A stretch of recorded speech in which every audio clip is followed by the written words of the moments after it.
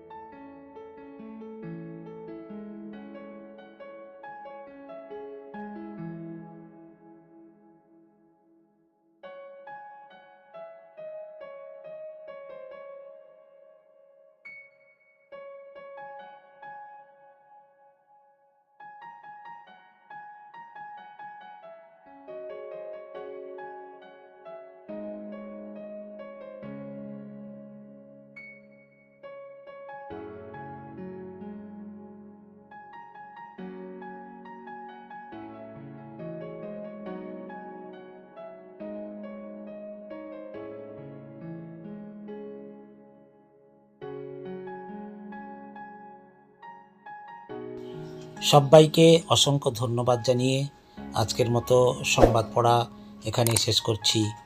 নমস্কার।